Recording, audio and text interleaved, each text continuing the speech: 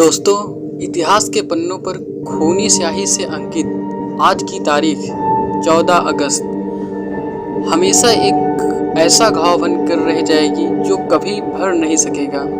यह वह तारीख है जिसने सिर्फ भारत की ज़मीन के ही दो टुकड़े नहीं किए, बल्कि यह वह दिन है जिसने हमारे दिलों को, रिश्तों को, परिवारों को तथा भावनाओं को बांट कर रख दिया था।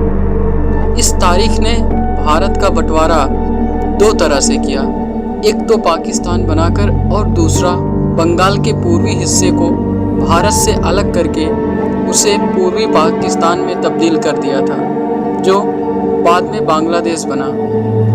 हाँ, यही बांग्लादेश जहां आज तालिबानियों ने कब्जा कर रखा है। इतिहास की किताबें उठाकर पढ़िए तो 1947 में इस तिथि को हुए बंटवारे के मुख्य कारण अंग्रेजी षड्यंत्रकारी नीति एवं मुस्लिम लीग सांप्रदायिकता वाली नीति थी। कांग्रेस हिंदू संस्था थी, यह तो मुझे नहीं पता, किंतु आज अंग्रेज इसे हिंदू संस्था कहकर ही मुस्लिम लीग को भड़का रहे थे। इस भड़काव के चलते ही मुसलमानों ने एक स्वतंत्र राष्ट्र की चाहत पाल ली। लिहाजा 14 अगस्त 1947 को एक नया राष्ट्र पैदा हुआ, पाकिस्तान बन गया।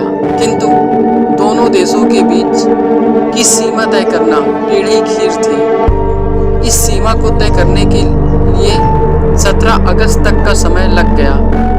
17 अगस्त को सिरिल रेडक्लिफ ने दोनों देशों के बीच एक रेखा खींच दी और इस प्रकार खड़ी हो गई हिंदू मुस्लिम विवाद की दीवार।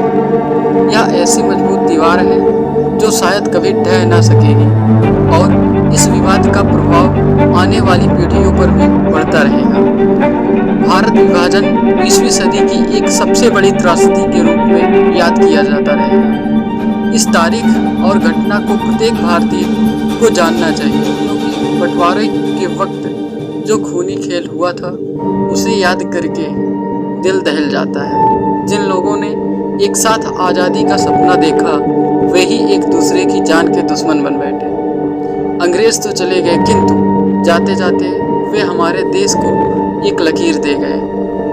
कौन जानता था कि जिस आज़ादी के लिए इतने संघर्ष किए गए, इतनी लड़ाइयाँ लड़ी, वह आज़ादी मिलेगी तो इस तरह। किसी को नहीं पता था कि आज़ादी की कीमत यह विभाजन रेखा होगी।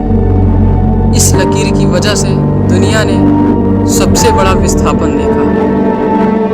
लगभग 1.45 करोड़ हिंदू विस्थापित हुए।